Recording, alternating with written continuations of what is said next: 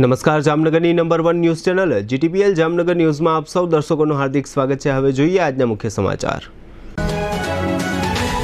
ગુજરાતમાં કોર્પોરેશનોની ચૂંટણીની મતગણતરી આવતીકાલે મંગળવારે, ચુકાદો આપતી કોર્ટ। સમગ્ર ગુજરાતમાં ચૂંટણી દરમિયાન સૌથી વધુ મતદાન નોંધાવતું જામનગર મહાનગર।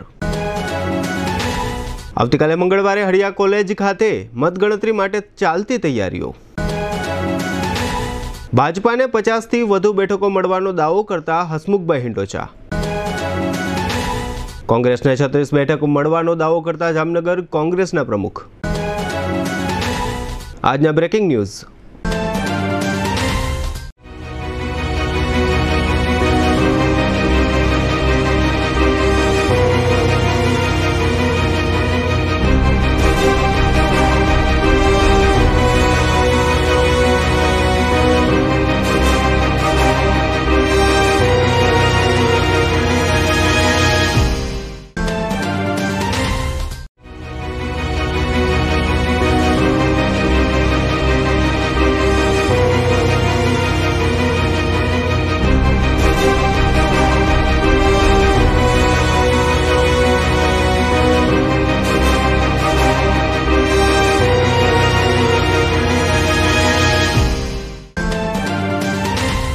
હવે જોઈએ સમાચાર વિગતવાર।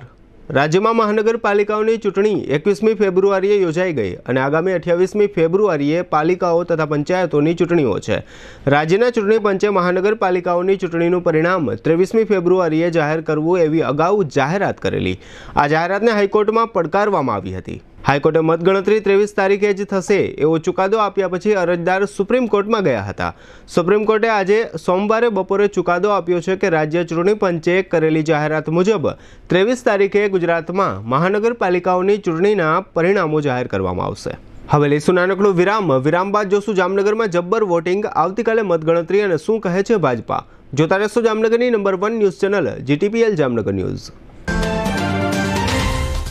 જામનગરના પોશ વિસ્તાર એવા રણજીત સાગર રોડ પર સાધના કોલોનીની બાજુમાં હાઈલી એલિવેશન અને સંપૂર્ણ સુવિધા સાથે તૈયાર થઈ ગયું છે Nandanvan Stylers commercial complex. Nandanvan Stylers retail shop, corporate office, branded showroom માટે ગ્રાન્ટ લોકેશન સાથે લિમિટલેસ કસ્ટમર ક્લાયન્ટ ફ્લોની સંભાવના આપે છે। ઇમ્પ્રેશન ઇમ્પેક્ટથી સજ્જ નંદનવન સ્ટાઇલર્સમાં છે મોસ્ટ ઇમ્પોર્ટન્ટ વિશાળ પાર્કિંગ વ્યવસ્થા, individual toilet facilities, high speed branded lift, भूकंप प्रूफ बांधकाम, easy to use fire safety, power coated aluminium sliding windows અને બીજું ઘણું બધું। બુકિંગ સંપર્ક મોબાઈલ 9935 77 365, મોબાઈલ 9480 75 300, મોબાઈલ 8000 પૂરા 101 071, મોબાઈલ 9764 78 274।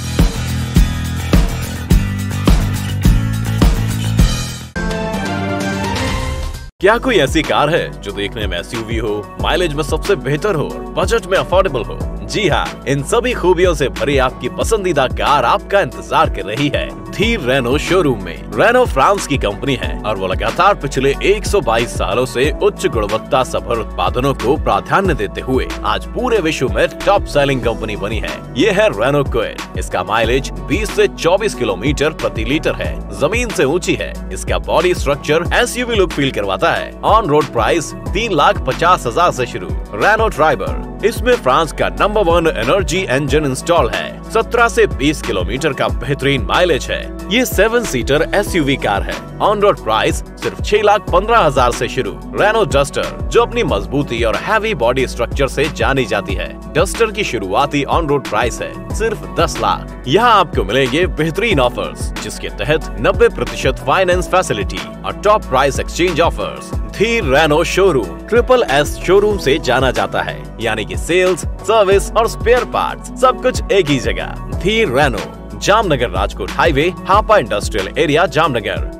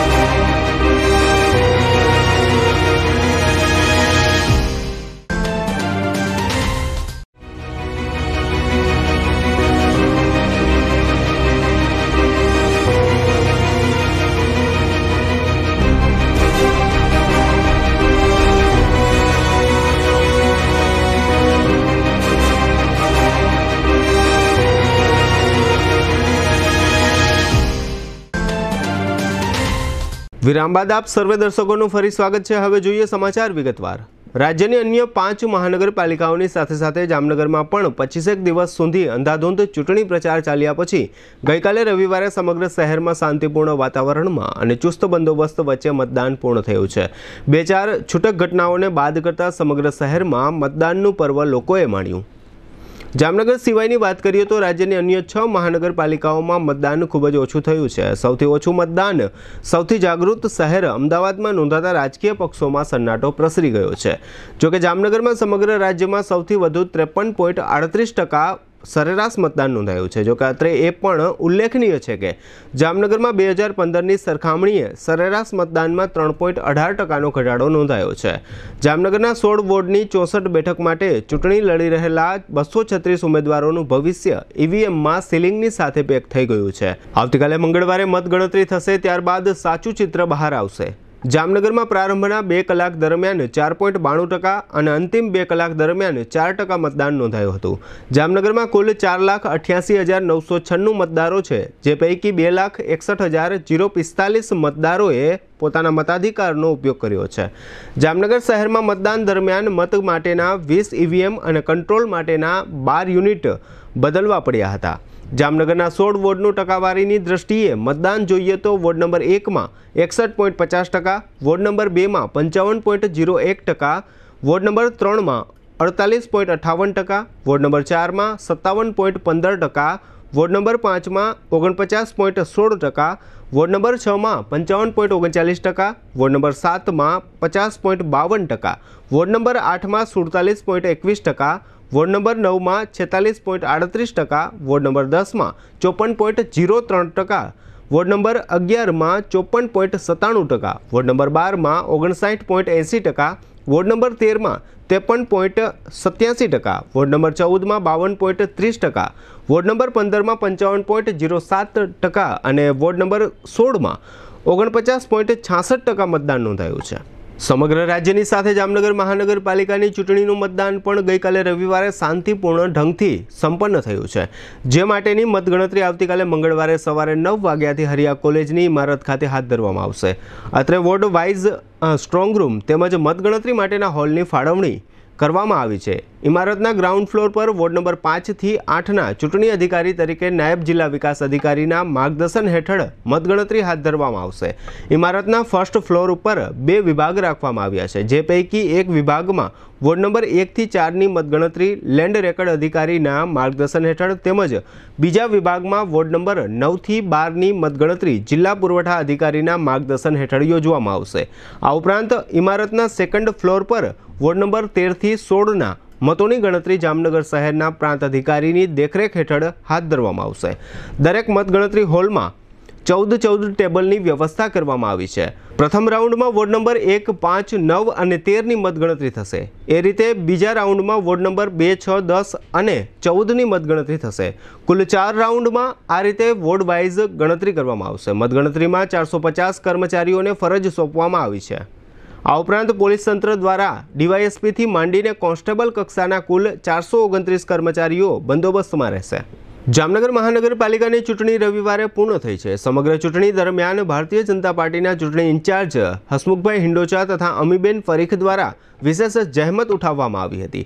સમગ્ર ચૂંટણી કામગીરી દરમિયાન છેલ્લા 25 દિવસથી તેઓ દ્વારા પક્ષના આગેવાનો અને ઉમેદવારો તેમજ તમામ કાર્યકર્તાઓને રાત દિવસ માર્ગદર્શન પૂરું પાડવામાં આવ્યું હતું। ભાજપાના બંને હોદ્દેદારો દ્વારા આ ચૂંટણીમાં પક્ષને 50+ બેઠકો મળશે એવો દાવો વધુ એક વખત રજૂ કરવામાં આવ્યો છે। આ ઉપરાંત જીટીપીએલ જામનગર ન્યૂઝના મેનેજિંગ એડિટર જયેશભાઈ રૂપારેલિયા સાથે આ બંને હોદ્દેદારોએ જામનગરમાં થયેલા મતદાનની ટકાવારી અંગે વિસ્તૃત વાર્તાલાપ કર્યો હતો। આ વાર્તાલાપના મુખ્ય અંશો અત્રે પ્રસ્તુત છે। જીટીપીએલ જામનગર ન્યૂઝમાં તમામ દર્શકોનું સ્વાગત છે। આજે અમે લોકો ભારતીય જનતા પાર્ટીના કાર્યાલય ઉપર આવ્યા છે અને ખાસ વાત કરીએ તો ગઈકાલે મહાનગરપાલિકાની ચૂંટણીનું મતદાન સંપન્ન થયું છે અને આ ચૂંટણીની અંદર ટોટલ 236 ઉમેદવારો ઊભા રહ્યા હતા અને એ લોકોનું ભાવિ ગઈકાલે મતપેટીમાં સીલ થયું છે અને ઈવીએમમાં અને 236 ઉમેદવારો હતા, હજારો કાર્યકર્તાઓ હતા, 3 મુખ્ય પાર્ટી હતી, ખાસ કરીને કોંગ્રેસ 62 ઉમેદવારો ઊભા રાખ્યા હતા, ભારતીય જનતા પાર્ટીએ 64 ઉમેદવાર ઊભા રાખ્યા છે, અને આમ આદમી પાર્ટીએ 47 ઉમેદવાર ઊભા રાખ્યા હતા, અને હજારો કાર્યકર્તા હતા, લોકસંપર્ક કર્યો હતો, લાખો રૂપિયાનો ખર્ચ કર્યો હતો, પ્રચાર પ્રસાર કર્યો હતો, મીડિયાનો પણ એટલો પૂરો સહકાર હતો, પણ છતાં જે મતદાન જે થવું જોઈએ એ પ્રમાણે નથી થયું. 100%ની જગ્યાએ માત્ર 53.64% જ મતદાન થયું છે. એટલે આપણે આ બાબતના જે ઇન્ચાર્જ છે 31નો બહોળો અનુભવ ધરાવે છે એવા આપણી સાથે હસમુખભાઈ ઇન્ડોચા પણ જોડાઈ ગયા છે. આપણે એમને પૂછશું કે સાહેબ આટલું મતદાન ઓછું થયું, આટલી બધી મહેનત કરી છે, લોકસંપર્ક છેલ્લા 1 મહિનાથી આ મુવમેન્ટ ચાલુ છે, ચૂંટણી લક્ષી વાત ચાલુ છે, રોજ મીડિયા પણ રોજ નવું લખતા હતા, છતાં પણ કેમ આ બાબતની મતદારોમાં નારાજગી જોવા મળે છે? પ્રથમ વાત હું કરીશ કે મતદારોમાં કોઈ નારાજગી નથી. મતદાન છે એ સમગ્ર ગુજરાતમાં 6 મહાનગરપાલિકામાં જામનગરનું ગઈકાલે પણ સૌથી વધુ એટલે કે 53.64% જેટલું થયું છે. અગાઉ 2015માં પણ જામનગર મહાનગરપાલિકા છે 6 મહાનગરમાં વધુ મતદાન થયું હતું. હંમેશાથી જોતા આવીએ તો મતદાન છે એ 55-60%ની આસપાસ રહેતું હોય છે. 47% જેવો ઘટાડો આવે એનું મુખ્ય કારણ શું છે? કે લોકો સુધી આપણે પહોંચી નથી શકતા અથવા એ લોકોને રસ નથી, શું લાગે? એટલે એવું નથી, 100% જ તો કોઈ દી મતદાન થયું જ નથી કે જેથી 100% સંખ્યા છે તો નક્કી છે સાહેબ? સંખ્યા હોય છે પરંતુ એવી રીતે નથી હોતું. એમાં ઘણા બધા કારણો હોય છે. કેટલાક લોકો બારગામ હોય છે, કેટલાક લોકો માંદગીના સબબ રોકાયેલા, કેટલાકના નામ હોય મતદાર યાદીમાં પણ એ ખરેખર બીજે નિવાસ કરવા આવી લાગ્યો હોય આઉટ ઓફ જામનગરમાં. એ બધી વસ્તુની વાત કરીએ તો 2-10% ફેરફાર થાય, પણ આ તો 47% આંકડો છે, આંકડો મોટો છે. હંમેશા માટે મતદાન છે એ ઊંચામાં ઊંચું જેને ગણીએ તો 60-61-62% થતું હોય, અને નીચું ગણીએ તો 45-50%ની વચ્ચે થતું હોય. પરંતુ જામનગરમાં ગઈકાલે જે 53.64% મતદાન થયું એ સારું મતદાન છે. અને જે થોડું આપણને એમ લાગે છે કે ગયા ફેરે કરતાં 3% ઓછું થયું, તો એમાં હું કહીશ કે હરીફાઈ જેમ વધુ હોય એમ મતદાન વધુ થતું હોય. આ એક સાયકોલોજીકલ નિયમ છે. હરીફ ઉમેદવાર મજબૂત હોય, હરીફ ઉમેદવારોની સંખ્યા પૂરતી હોય તો મતદાનની ટકાવારી વધતી હોય. હું ઉદાહરણ તરીકે કહીશ, ગઈકાલે જામનગરના વોર્ડ નંબર 9માં 46.something% વોટિંગ થયું છે. તો એ ઓલ ઓવર જામનગરનું 53.64%ની સામે એ ઓછું છે. પરંતુ એની સામે હું એ કહીશ કે એ વોર્ડ નંબર 9માં કોંગ્રેસના માત્ર 2 જ ઉમેદવાર હતા, અને બાકી કોઈ સક્ષમ ઉમેદવાર 2માંથી પણ એક થોડો ફાઇટ આપી શકે એવો હતો, બાકીના ઉમેદવાર ફાઇટ આપી શકે એટલે સ્વાભાવિક છે એની સ્ટ્રેન્થ ઓછી લાગે મતદારોમાં પણ. એમ કે હવે જ્યારે નિશ્ચિત જ છે પરિણામ તો અમારે મત દેવા જવાની શું જરૂર, આવી સાયકોલોજીકલ જે અસર છે એના કારણે વોર્ડ નંબર 9નું 46% વોટિંગ થયું. બાકીના બધા વોર્ડમાં તમે જુઓ તો સરેરાશ આપણી 53.64%ની આવી છે. એટલે આવા વિવિધ કારણો હોય છે, પણ કુલ મળીને હું કહીશ કે 53.64% મતદાન જામનગરમાં થયું છે. સમગ્ર ગુજરાતમાં 6 મહાનગરમાં ઊંચામાં ઊંચું મતદાન થયું છે અને સારું થયું છે. સાહેબ, ચૂંટણી પંચ લઈ લ્યો, રાજકીય પક્ષો લઈ લ્યો, છતાં પણ જે જાગૃતિ દેખાવી જોઈએ મતદારોમાં જોવા નથી મળતી. એટલે એમાં ઘણા બધા મેં કહ્યું એમ કારણો છે. એટલા માટે જે મેં કીધું કે આપણે શનિવારે જે પ્રમાણે વાત થઈ એ પ્રમાણે કોમ્પિટિશનની વાત આવે, વોર્ડ વાઇઝ આખી વાત આવે તો 100% ફરક પડે. અત્યારે હું એમ કહીશ કે અત્યારે જે 53.64% મતદાન જામનગરનું જે નોંધાણું એ ભારતીય જનતા પાર્ટીના જે કાર્યકર્તાઓ વોર્ડમાં કામ કરતા હતા, ભારતીય જનતા પાર્ટીનું નેતૃત્વ પણ વોર્ડમાં કામ કરતું હતું, એના કારણે થયું છે. સામેની પાર્ટીમાં કોઈ ફિલ્ડમાં જઈને કામ કરનારો જ ના હોય એટલે સ્વાભાવિક છે કે એના મતદારોમાં ઉદાસીનતા રહીએ. એ ઉપરાંત જે કારણો છે એ મેં આપને અગાઉ પણ કહ્યા છે કે અહીંયા નામ હોય, મારા મામાનો દીકરો જ છે, મીઠાપુર રહેવાયેલો ગયો, 4 વર્ષ થઈ ગયા, છતાં એનું મતદાર યાદીમાં 3 નામ હતા. હવે એ 3 નામ નીકળી જાય તો આ જ ટકાવારી ઊંચી આવી જાય. એટલે આવી રીતે ઘણા બધા અમારે નીચે મનહરભાઈ ત્રિવેદી છે, એમના ધર્મપત્ની ગુજરી ગયા છે, એમનો દીકરો ગુજરી ગયો, એને ખાસો સમય થયો છે, છતાં એના બંનેના નામ મતદાર યાદીમાં હતા. એટલે મતદાર યાદી અપડેટ ન થાય એના કારણે પણ વાસ્તવમાં આ મતદાન 53.64% છે એ આવા જે બિનજરૂરી જે નીકળી જવા લાયક નામો જો નીકળી ગયા હોત તો એ કદાચ 59-60% મતદાન દેખાતું હોત. અને આજથી સુધી ભારતની ચૂંટણીઓનો ઇતિહાસ લઈએ તો ક્યારેય 100% તો થયું જ નથી, 65-70% થયું હોય. અને જેમ નાનું સંકુલ હોય, માનો કે એક ગામડું હોય અને ગામડાના 1200 મત હોય તો એ ગામડું એક નાનું તંત્ર છે, તો એમાં અહીંયા 75-80% સુધી મતદાન કાર્યકર્તાઓ પહોંચાડી શકતા હોય, કારણ કે એક નિશ્ચિત સમૂહની અંદરથી બોલાવી શકાતા હોય, નિશ્ચિત વિસ્તારની અંદરથી. અહીંયા તો વિસ્તાર પણ ખૂબ મોટો હોય એટલે ઘણી બધી એમાં ક્ષતિઓ હોય. મતદાર યાદીમાં પણ જે અપડેશન છે, માનો કે ગઈકાલે હું વોર્ડ નંબર 5માં હતો તો અહીંયા વાલકેશ્વરીના જે વિસ્તાર છે બહુ પોશ વિસ્તાર છે. હવે એમાં મતદાર યાદીમાં જે સરનામું હતું એવું 101 વાલકેશ્વરી ફેઝ 2. હવે આવડી મોટી વાલકેશ્વરીમાં 101 વાલકેશ્વરી ફેઝ 2માં કયો વ્યક્તિ એ કાપલી પહોંચાડી શકે. સ્વાભાવિક છે કે એ કાપલી પાર્ટીના કાર્યાલયે પાછી આવેલી હતી અને કાપલી ના પહોંચે તો મતદાર છે એ મતદાન મથક સુધી ના પહોંચે. એટલે આવા વિવિધ કારણો હોય છે કે જેથી કરીને 100% મતદાન નથી થતું. પરંતુ તેમ છતાં હું કહીશ કે 53.64% મતદાન સમગ્ર ગુજરાતમાં જામનગરનું સૌથી વધુ થયું છે અને એ સારું મતદાન થયું છે. 6 મહાનગરપાલિકાની વાત છે. લોકશાહીને મજબૂત કરવા માટે જે આ મતદાન જે ટકાવારી ઘટે છે એ પણ લાલાટ સમાન છે.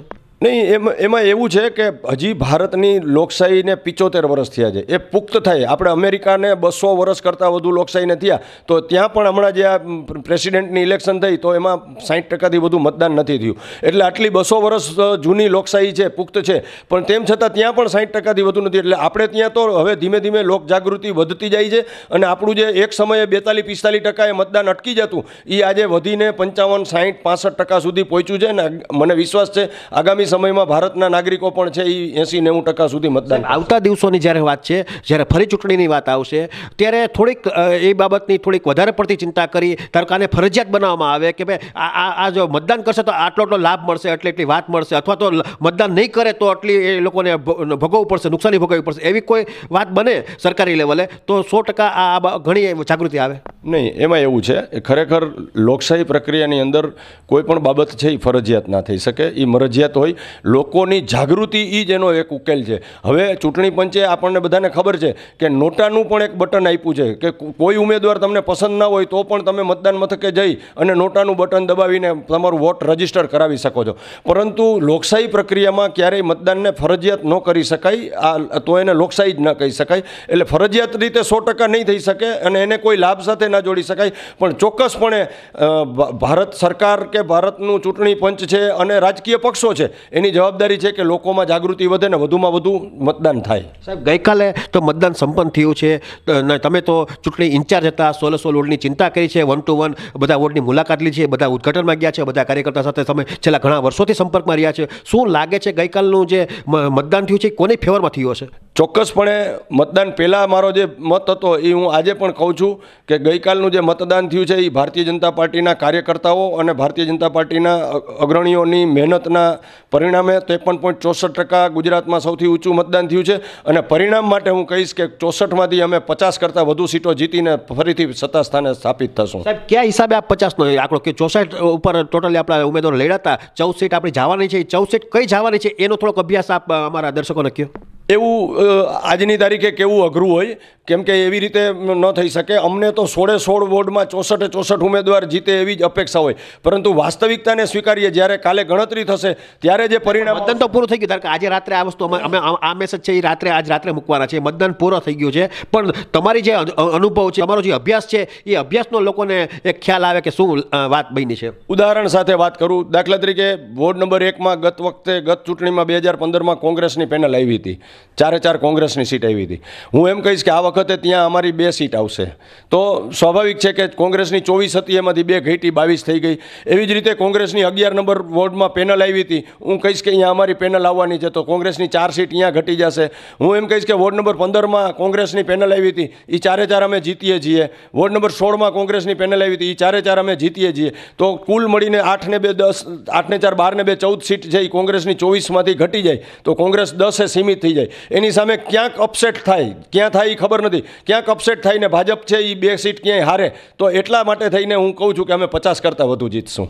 એટલે આ રીતે જે એનો એક્સપિરિયન્સ હતો એ પ્રમાણે એને જે ગણિત માંડ્યું, કારણ કે વર્ષોનો 31 વર્ષનો હસમુખભાઈનો અનુભવ છે, એ રાજકારણ સાથે જોડાયેલા છે, પોતાનો આ ઇન્ટરેસ્ટવાળો અને શોખનો વિષય છે, એટલા માટે થઈ અને એને 1 to 1 ચિંતા કરી હોય. ખાસ કરીને છેલ્લા 1 મહિના થયા એ તનતોડ મહેનત કરે છે અને કલ્પના બહારની મહેનત કરે છે. ખાસ કરીને કાર્યકર્તાઓમાં પણ એક એનો વોલ્ટ હોય છે અને દરેક વાત એની જે કાંઈ વાત હોય છે એ વાત કાર્યકરો ઉપાડી લેતા હોય. એને કારણે અને ખાસ કરીને નાના કાર્યકરો કે મોટા કાર્યકરો હોય બધા સાથે 1 to 1 વાત કરવી એનો સ્વભાવ છે. આ જ રીતે હસમુખભાઈ ઇન્ડોજા સાથે જે ચૂંટણી ઇન્ચાર્જ છે 16 વોર્ડની જવાબદારી આપી છે એવા અમીબેન પરીખને પણ આ જવાબદારી આપી છે. અને એ ખાસ કરીને વર્ષોનો અનુભવ ધરાવે છે, પૂર્વ મેયર છે અને પાર્ટીના ઉપાધ્યક્ષ છે અને પ્રદેશ કક્ષાએ પણ એનું બહુ મોટો હોલ્ડ છે. તો આપણે અમીબેનને પૂછશું કે બેન, આજે મતદાન ઓછું થાય છે એમાં તમને શું લાગે છે? આમ જોવા જઈએ તો અમારા કાર્યકર્તાની મહેનતથી જ આટલું 50% ઉપર મતદાન થયું. એ અમારા કાર્યકર્તાને ભારતીય જનતા પાર્ટીની વિચારધારા અને ગુજરાત સરકાર અને કેન્દ્ર સરકારની યોજનાઓને લીધે જ લોકોમાં આટલો ઉત્સાહ હતો. બાકી સામેવાળા પક્ષે વિપક્ષોમાં કાંઈ કહેવા જેવું નહોતું અને બહાર નીકળવા જેવું નહોતું. અને હમણાં ઘણા વિસ્તારોમાં એવું જોયું કે ઉમેદવારો જ બહાર નીકળ્યા હતા, બાકી એના ટેકેદારો કોઈ બહાર નહોતા ફરતા, મતદાન માટે કોઈ પ્રયત્ન નહોતા કરતા, કારણ કે એમણે હાર માની લીધી હતી. કોરોનાને કારણે પણ ઓછું લોકો બહાર નીકળે એવું લાગે છે.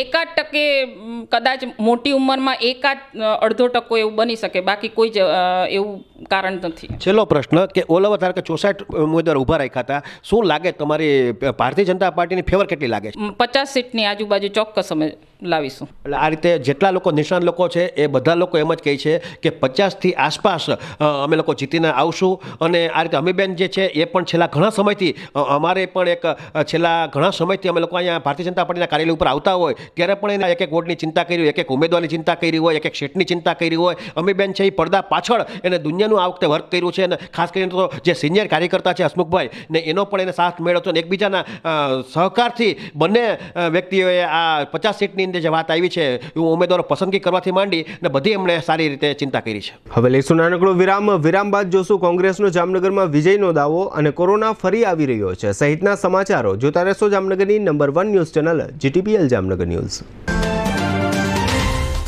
આયુર્વેદ નિસંતાન ઉપચાર કેન્દ્ર જામનગર સ્ત્રીઓ તથા પુરુષોના વંધ્યત્વની સફળ આયુર્વેદિક સારવાર. પુરુષોમાં ઓલિગોસ્પર્મિયા, નેક્રોસ્પર્મિયા તથા એઝોસ્પર્મિયા, સ્ત્રીઓમાં PCOD, એન્ડોમેટ્રાઇટિસ, સેકન્ડરી એમેનોરિયા તથા નળીબંધ હોવાની સારવાર. Doctor Mrs Harikrishnaben Bhatt, MD Ayurveda. Mobile number 9426966037. Email ayurved@gmail.com.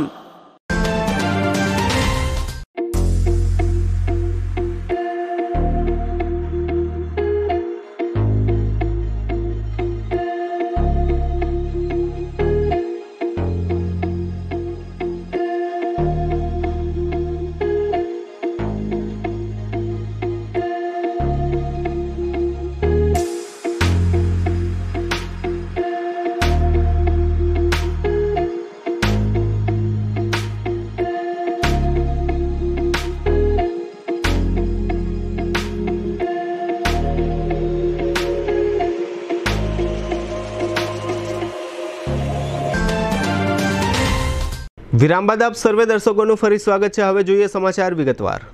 Jamnagar મહાનગરપાલિકાની ચૂંટણી પૂર્ણ થતાં જ બંને મુખ્ય પક્ષો દ્વારા વિજયના દાવાઓ થઈ રહ્યા છે. એક તરફ ભારતીય જનતા પાર્ટીના હસમુખભાઈ હિંડોજા જણાવે છે કે અમે 50+ બેઠકો પર ચોક્કસ વિજય મેળવીશું.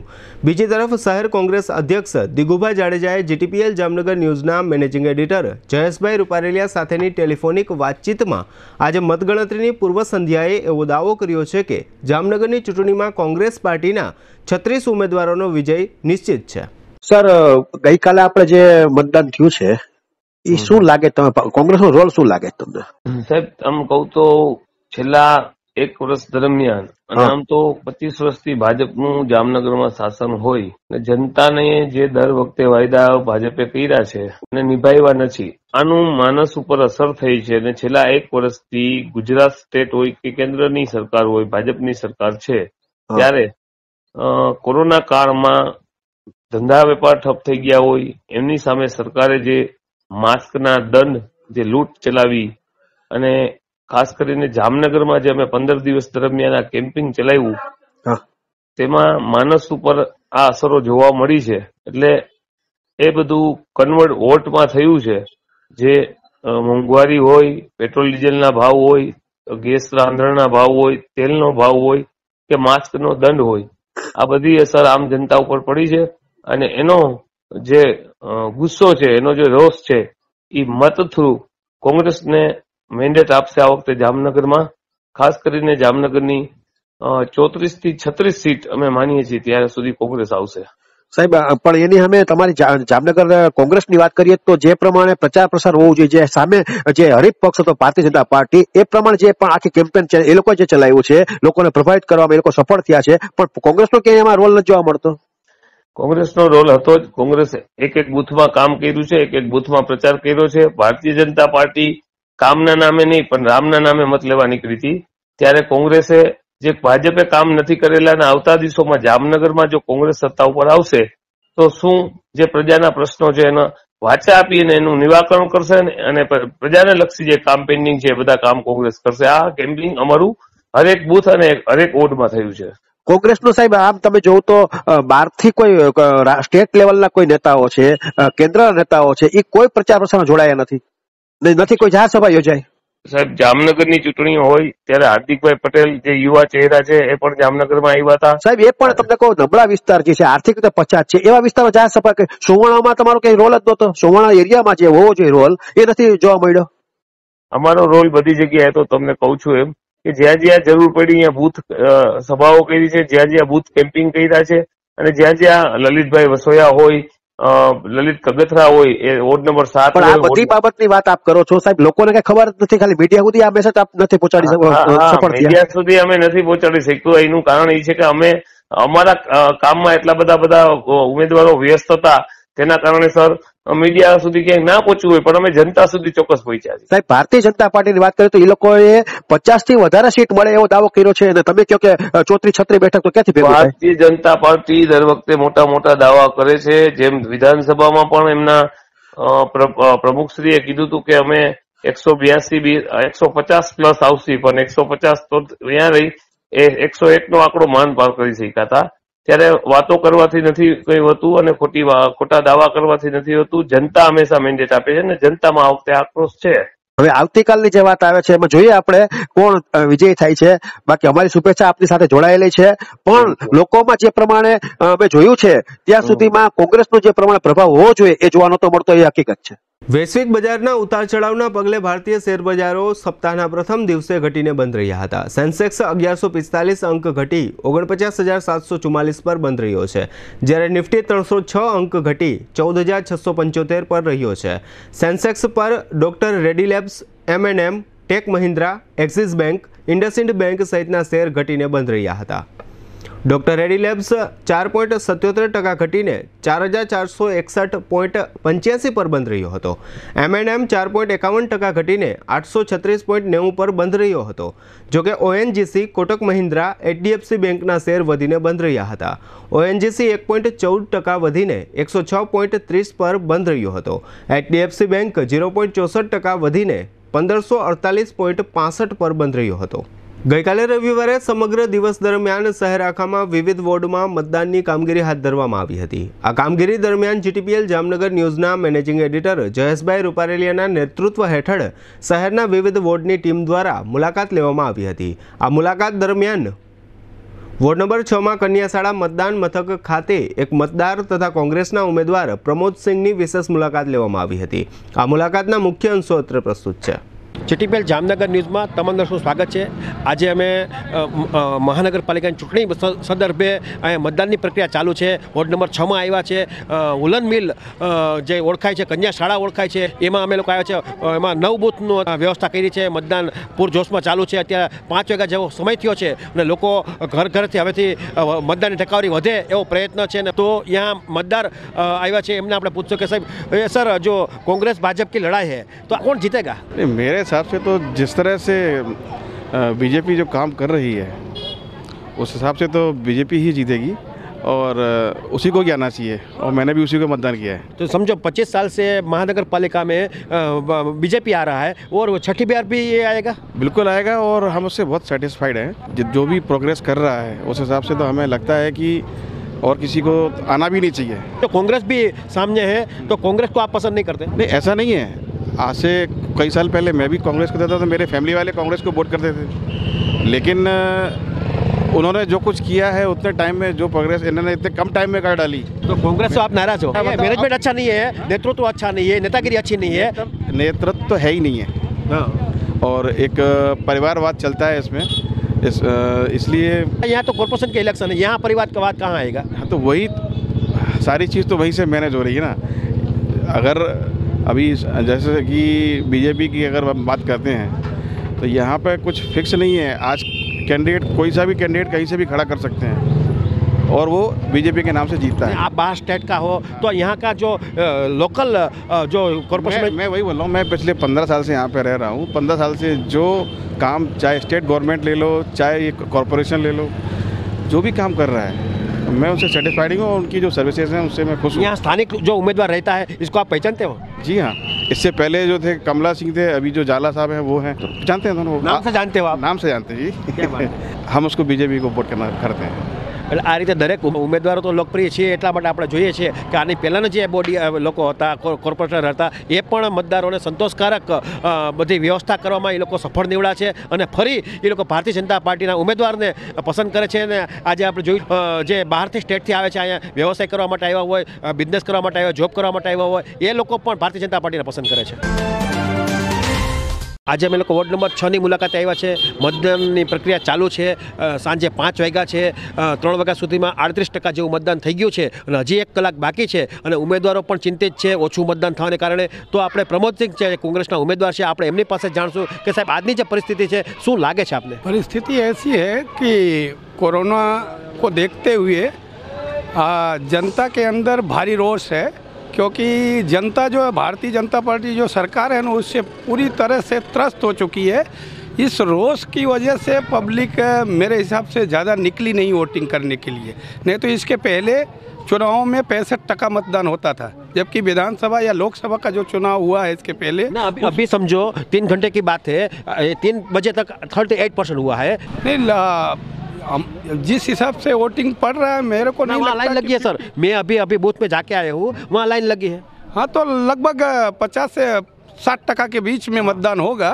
जनता के अंदर निराशा है. बात यही कि आपकी कांग्रेस की परिस्थिति क्या है? कांग्रेस के फेवर में मतदान हो रहा है कि आपके विरुद्ध में हो रहा है? नहीं, कांग्रेस के फेवर में हो रहा है, क्योंकि जनता जो है ना भारतीय जनता पार्टी की झूठे वादा से निराश होकर के कांग्रेस के पक्ष में टोटल मतदान किया है. और आने वाले 23 यहाँ वार्ड नंबर 6 में क्या ऐसी प्रभावित बात किया कि आपको लोग मत देते हैं? मैं प्रभावित बात ऐसा किया है कि वार्ड नंबर 6 स्लम विस्तार का एरिया है और इस एरिया में स्टैंडिंग कमेटी का 2 बार चेयरमैन होने के बावजूद भी ये एरिया एकदम पिछड़ा हुआ है.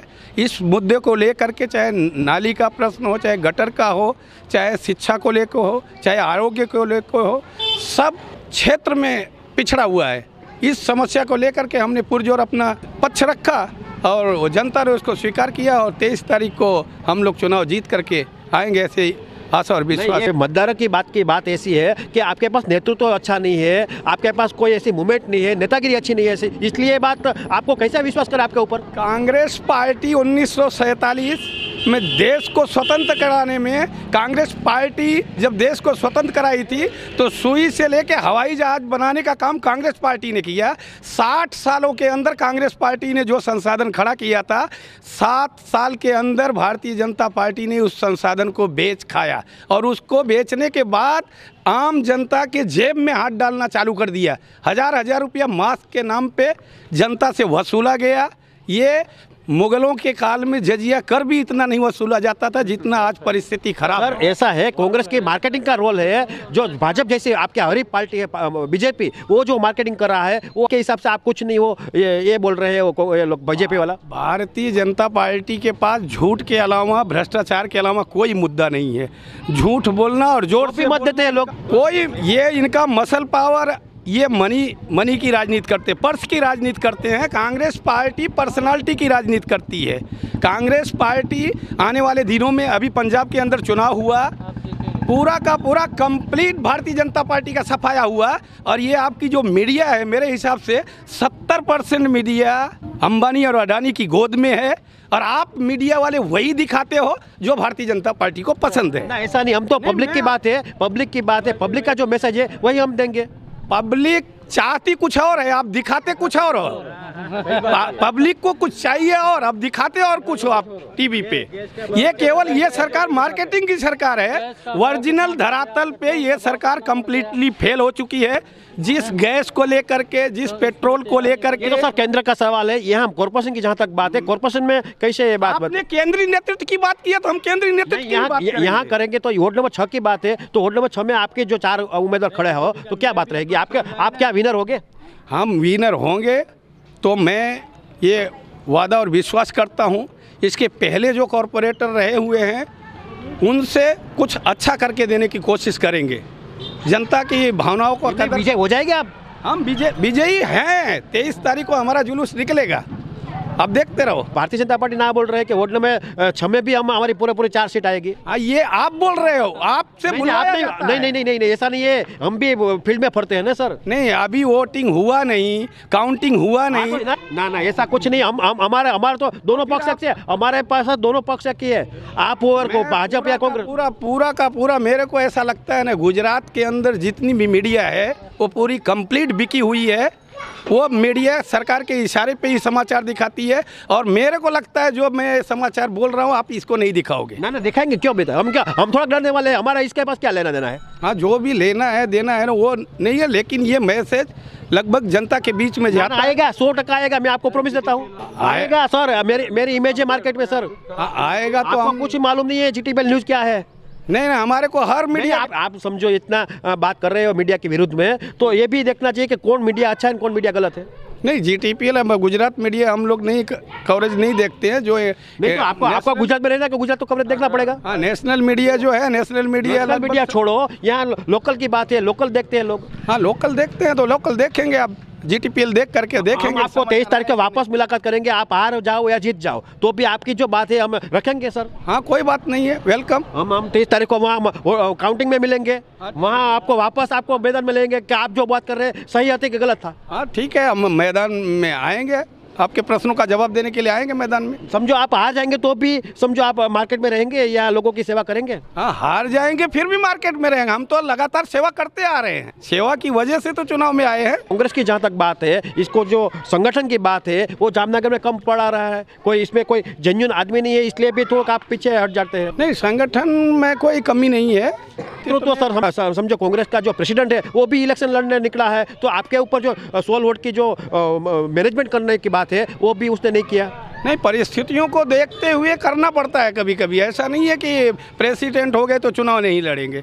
ऑल इंडिया का जो प्रेसिडेंट होता है वो भी चुनाव लड़ता है, तो डिस्ट्रिक्ट प्रेसिडेंट चुनाव लड़ रहे हैं तो ये कोई बड़ी बात नहीं है। अगर हमारी शुभेच्छा आपके साथ है, आप भी जीत जाओ, हमारे दोनों पक्ष एक ही है, हमारा कुछ फर्क नहीं पड़ा। आप बस हमारा ऐसा प्रेस वालों को ऐसी मानसिकता कि आप जो विनर होने के बाद भी पब्लिक में रहो और पब्लिक की सेवा करो। हाँ, ठीक है, धन्यवाद। એટલે આ રીતે પ્રમોદ સિંહ હતા જે કોંગ્રેસના ઉમેદવાર છે અને પોતે આ રીતે જે પોતે જેન્યુન પૂર્વક એટલા માટે વાત કરે છે કે એને આ વોર્ડની અંદર સારું વર્કઆઉટ કર્યું છે, લોકોની સેવા કરી છે અને લોક સંપર્ક એવો સારો કર્યો છે એટલે એનો કોન્ફિડન્સ વધ્યો છે। હવે વાત એ છે કે આખી ટોટલી જે વાત છે, ટોટલી જે જનાદેશ છે એ આપણે 23 તારીખે જોવા મળશે। જામનગર ABVP દ્વારા લાલ બંગલા વિસ્તારમાં હવનનું આયોજન કરવામાં આવ્યું હતું।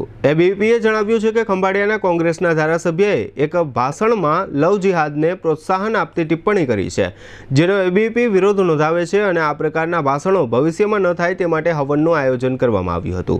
આ કાર્યક્રમમાં ABVPના ગુજરાત પ્રાંત મીડિયા સંયોજક સમર્થ ભટ્ટ, આશિષ પાટીદાર, જિલ્લા સંયોજક કુશલ બોસમિયા તથા નગર મંત્રી સંજીત નાકવા વગેરે કાર્યકરો ઉપસ્થિત રહ્યા હતા। આજરોજ અખિલ ભારતીય વિદ્યાર્થી પરિષદ જામનગર શાખા દ્વારા વિવિધ મુદ્દાને લઈને, જેમ કે ખંભાળિયા કોંગ્રેસના ધારાસભ્યશ્રી દ્વારા જે લવ જિહાદને પ્રોત્સાહન આપતી ટિપ્પણી કરવામાં આવી હતી એના વિરોધમાં અખિલ ભારતીય વિદ્યાર્થી પરિષદ જામનગર શાખા દ્વારા સદબુદ્ધિ હવનનું આયોજન કરવામાં આવ્યું હતું। સદબુદ્ધિ હવનમાં એ કહેવાનું હતું કે જે કોંગ્રેસના ધારાસભ્ય છે એને સદબુદ્ધિ પ્રાપ્ત થઈને આવા વિવિધ ભાષણો ના આપે, લવ જિહાદને પ્રોત્સાહન ના આપે એ માટેનું આયોજન કરવામાં આવ્યું હતું। જામનગરના વિવિધ 16 વોર્ડની ચૂંટણીનું મતદાન રવિવારે સાંજે પૂર્ણ થયા પછી શહેરના તમામ 645 મતદાન મથકો પર ચૂંટણીના સ્ટાફ દ્વારા ઉમેદવારો તથા ઉમેદવારોના પોલિંગ એજન્ટની હાજરીમાં તમામ બેલેટ EVMને તેમજ કંટ્રોલ યુનિટને સીલ કરવાની કામગીરી હાથ ધરવામાં આવી હતી। આ કામગીરી 2-3 કલાક સુધી ચાલી હતી। તમામ EVMને સીલ કર્યા બાદ ચૂંટણી ફરજના વાહનો મારફત મતગણતરી કેન્દ્ર તરફ રવાના કરવામાં આવ્યા હતા। આ સમયે જરૂરી પોલીસ બંદોબસ્ત ગોઠવવામાં આવ્યો હતો। આવતીકાલે મંગળવારે સવારથી મતગણતરી હાથ ધરવામાં આવશે। રાજ્યની વડી અદાલતે શનિવારે ગુજરાત સરકાર તથા તમામ સત્તાવાળાઓને કહ્યું છે કે રાજ્યમાં કોરોનાની પરિસ્થિતિ નવેસરથી બગડવા તરફ જઈ રહી છે, તેથી સૌએ એલર્ટ બની જવું જોઈએ। આ તકે હાઈકોર્ટે એમ પણ જણાવ્યું છે કે તાજેતરની ચૂંટણી અને સૌના બેકાળજીભર્યા વલણને પરિણામે ફરીથી રાજ્યમાં કોરોનાના સંદર્ભમાં ખેલ બગડી શકે છે।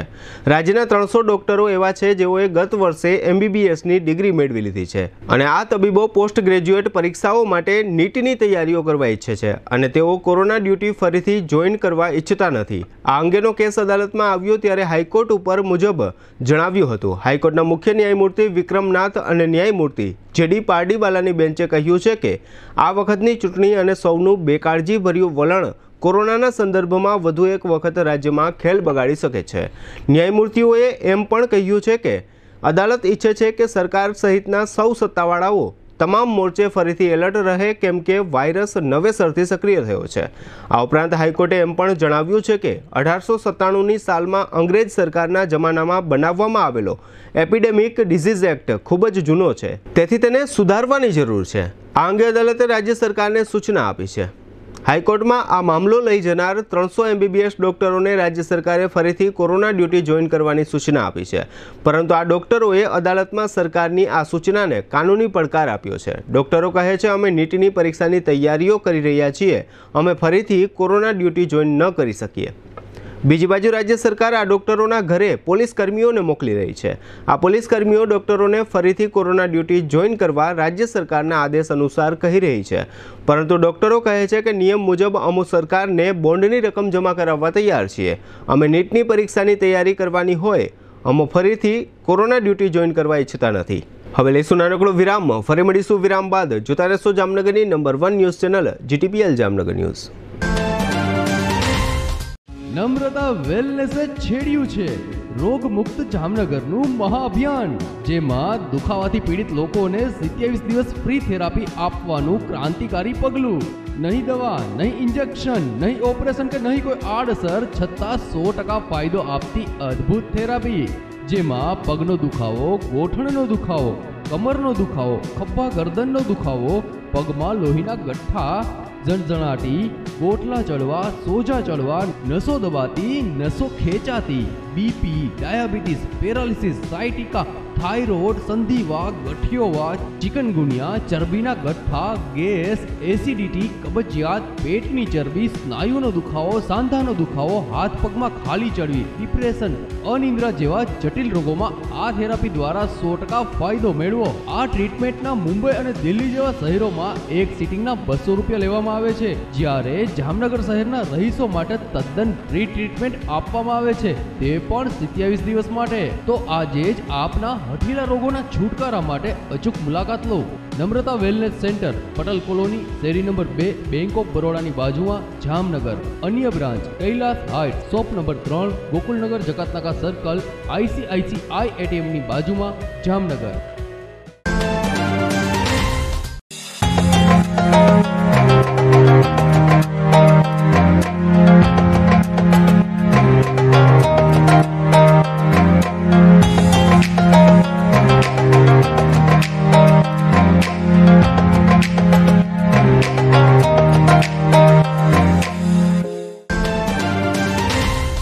વિરામ બાદ આપ સર્વે દર્શકોનું ફરી સ્વાગત છે। હવે જોઈએ જામનગરની વર્તમાન હલચલ અને આજની અવસાન નોંધ।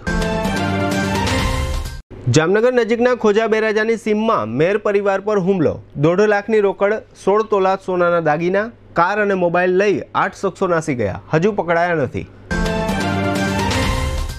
જામનગરના નવાગામ ઘેડના કેસુ ખીમજી વાઘેલા નામના 35 વર્ષના યુવાન પર કાળુ મગન સહિતના શખ્સો દ્વારા છરીથી હુમલો। જામનગરમાંથી શિયાળાએ વિદાય લઈ લીધી હોય એવું વાતાવરણ જોવા મળે છે। મહત્તમ તાપમાનનો પારો ઉનાળાના શરૂઆતના દિવસોની માફક 33 ડિગ્રીએ પહોંચ્યો છે। વાયા જામનગર થઈને જતી ઓખા સોમનાથ ટ્રેન મહિનાઓથી બંધ હોવાના કારણે મુસાફરો ખૂબ જ પરેશાન છે। જામનગરના ગોકુલનગરમાં મોડી રાત્રે સુધી ડીજેના અવાજ બદલ સંદીપ પરસોત્તમ બારોટ વિરુદ્ધ કાર્યવાહી કરવામાં આવી। જામનગરની મહારાજા સોસાયટીમાં રહેતા 45 વર્ષના મલેકાબેન અસગર અલી ચક્કા પોણા 2 મહિના પહેલા દાઝી ગયા હતા। સારવાર દરમિયાન તેમનું મૃત્યુ થયું છે। જામનગર સહિત દેશભરના લોકો ઈંધણના ભાવ વધારા મુદ્દે પરેશાન હોવાથી સોનિયા ગાંધીએ આ બાબતે પ્રધાનમંત્રીને પત્ર લખ્યો છે। જામનગરમાં સગીરા અપહરણ દુષ્કર્મ કેસના આરોપી સાવન મનોજભાઈ શાહને રિમાન્ડ પર લેવામાં આવ્યો છે। મદદ કરનાર યશ લાલવાણી અને યોગીરાજસિંહ જાડેજાની ધરપકડ થઈ છે। મદદમાં વિરલ જોશીનું નામ પણ ખુલ્યું છે। ગઈકાલે રવિવારે જામનગરમાં ચૂંટણી દરમિયાન દિગ્જામ મિલ વિસ્તાર તથા નાગેશ્વર ઉપરાંત ભોયવાડામાં રાજકીય પક્ષોના કાર્યકરો વચ્ચે સામાન્ય બબાલો થઈ હતી। જામનગરની કોરોના હોસ્પિટલમાં વધુ એક દર્દીનું મૃત્યુ થયું છે। કોરોનાના નવા 7 કેસ નોંધાયા છે। 89 વર્ષના સવદાસભાઈ વાલાભાઈ કદાવલા તે કેશુભાઈ, ગોવિંદભાઈ તથા રમેશભાઈના પિતાનું અવસાન થયું છે। રાજેશભાઈ ચુનીલાલ દોશીના 66 વર્ષના પત્ની ચારુલતાબેન તે ધર્મેશભાઈ, ગૌરવભાઈ તથા પ્રીતિબેનના માતાનું અવસાન થયું છે। 88 વર્ષના શાંતિલાલ ગિરધરલાલ સિંગાડા તે જયશ્રીબેન, સ્વર્ગવાસી રાજેશભાઈ, કમલેશભાઈ તથા હિતેનભાઈના પિતાનું અવસાન થયું છે। જીટીપીએલ જામનગર ન્યૂઝમાં ફરી જોઈએ આજના મુખ્ય સમાચાર। ગુજરાતમાં કોર્પોરેશનોની ચૂંટણીની મતગણતરી આવતીકાલે મંગળવારે ચુકાદો આપતી કોર્ટ। સમગ્ર ગુજરાતમાં ચૂંટણી દરમિયાન સૌથી વધુ મતદાન નોંધાવતું જામનગર મહાનગર। આવતીકાલે મંગળવારે હળિયા કોલેજ ખાતે મતગણતરી માટે ચાલતી તૈયારીઓ। ભાજપાને 50થી વધુ બેઠકો મળવાનો દાવો કરતા હસમુખભાઈ હિંડોચા। કોંગ્રેસને 36 બેઠકો મળવાનો દાવો કરતા જામનગર કોંગ્રેસના પ્રમુખ। આજના સમાચાર પૂર્ણ થયા। ફરી મળીશું આવતીકાલે જીટીપીએલ જામનગર ન્યૂઝમાં। ત્યાં સુધી અમારી ટીમને રજા આપશો। નમસ્કાર।